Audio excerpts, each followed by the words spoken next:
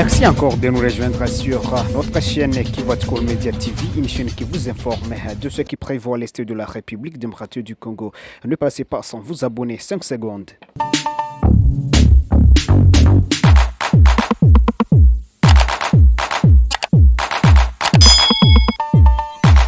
Il y a 2 ans, l'armée avait lancé également une campagne de recrutement. Que sont devenus ces recrues 2 ans après?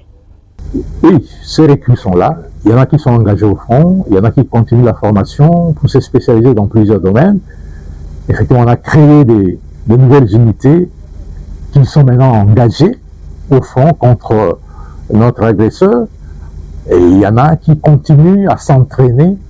Donc, les 40 000 hommes qu'on a créés, en tout cas ces 40 000 hommes sont entraînés. Il y en a qui ont été orientés pour compléter des unités qui ont connu un degré élevé d'attrition. C'est-à-dire, il y a dans certaines unités, des régiments, des brigades, il y a des gens qui sont morts, des gens qui sont blessés, des gens qui sont devenus invalides, des gens qui sont malades, il y en a qui ont vieilli. Il fallait faire procéder au recomplètement et remplacer tous ceux qui ont connu ces degrés d'attrition. Donc, tout le monde est engagé, mais n'oubliez pas que nous sommes un pays continent.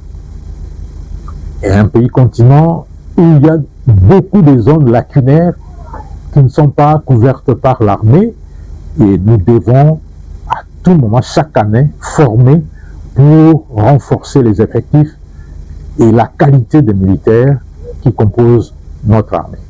Et où se fait le recrutement et les candidats doivent s'adresser à qui précisément? Je vais vous donner le document que j'ai, le message de recrutement. En bas, vous allez voir que dans chaque région militaire, il y a un responsable qui s'occupe de l'information, de la sélection et de l'orientation des gens. Ce sont ces gens-là qu'on appelle les DISO, les directeurs de l'information, de la sélection et de l'orientation, qui accueillent les gens pour les enregistrer, puisque nous sommes aujourd'hui au stade d'enregistrement, on les enregistre, et on continue le processus.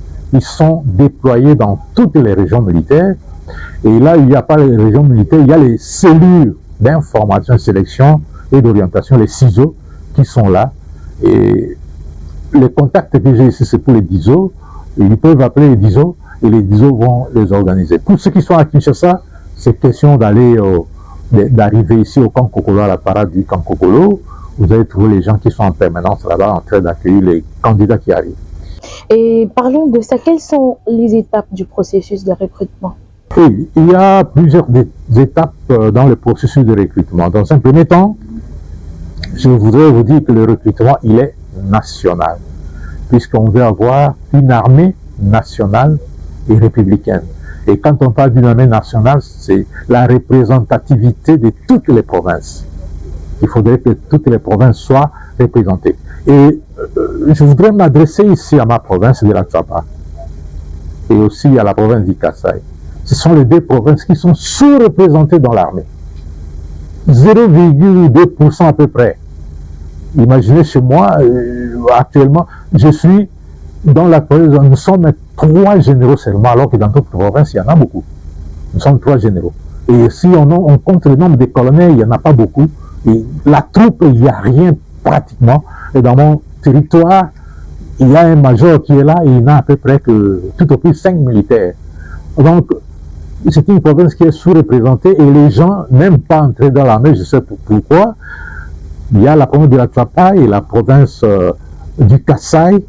Vraiment, les autorités provinciales, les leaders communautaires qui sont là doivent tout faire pour que les jeunes gens puissent intégrer l'armée. Donc, ça c'est la première des choses.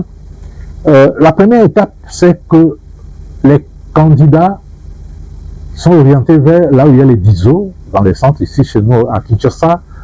Je vois les camps Kokolo. Lorsqu'ils sont sélectionnés, c'est-à-dire on les enregistre d'abord. C'est l'étape, la première étape, c'est l'étape d'enregistrement des candidats. Ils viennent donner leur nom, d'où ils viennent, les parents, les noms des parents, on prend leur identité complète. Et on peut leur demander les documents scolaires, et ainsi de suite. La deuxième étape, c'est l'étape des tests. Les tests, d'abord, de sélection médicale.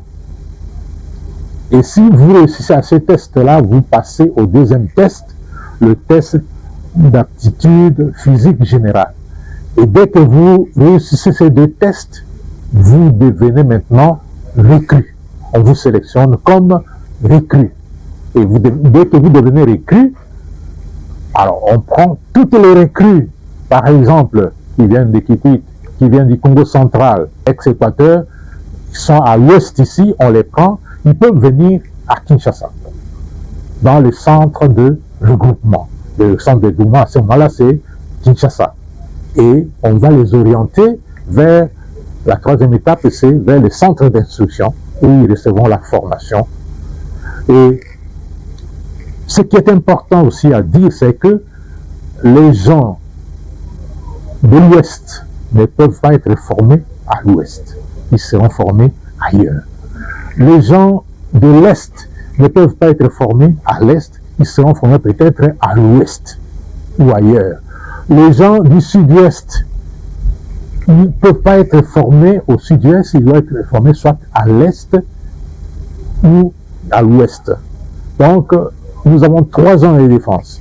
La première zone de défense comprend les anciennes provinces de Bandundu, de l'Équateur et la province du Congo central.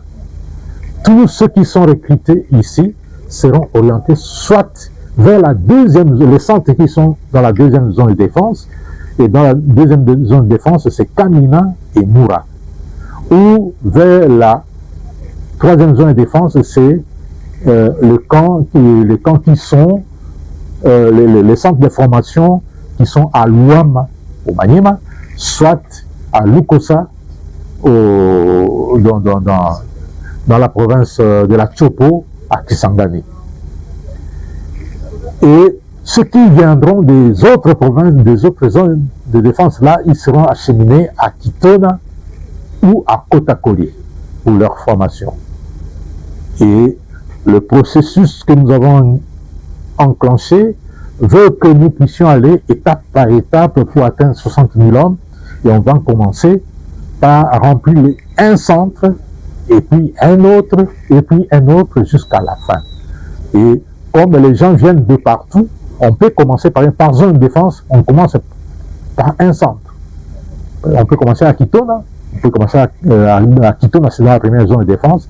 Lokosa, c'est dans la troisième zone de défense, et puis on commence aussi à Kamina dans la troisième zone de défense, et ainsi de suite. Les autres centres d'instruction, on va les remplir au fur et à mesure. Dans la première zone de défense, nous avons le centre de Kitona, centre d'instruction de Kitona, et nous avons le centre d'instruction de Kotakoli, qui est dans le nord Ubangi.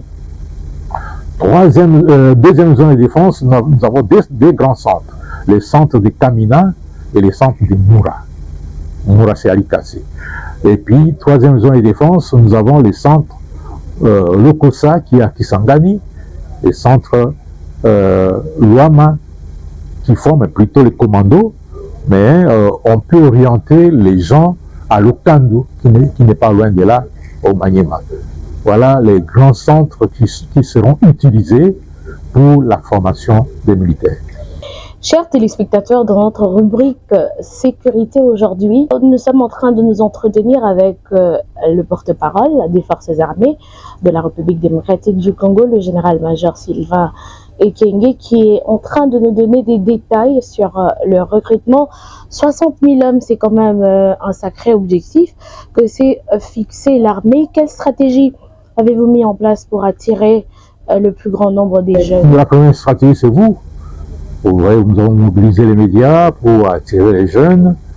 Et je vous ai dit, hors micro, qu'aujourd'hui, on m'a dérangé toute la nuit depuis qu'on a posté les messages et que c'était mon numéro. On commençait à m'appeler de partout parce que nous avons les médias partenaires, nous avons aussi nos plateformes numériques que nous utilisons pour attirer les jeunes. Il y a aussi les DISO, les directeurs d'information, de sélection et d'orientation, les cellules d'information et sélection et d'orientation qui vont dans la communauté pour mobiliser les leaders communautaires, mobiliser les chefs religieux, mobiliser les médias communautaires et surtout mobiliser les jeunes pour intégrer l'armée. Et ce sont des stratégies qui ont toujours été utilisées, qui réussissent et que nous allons capitaliser.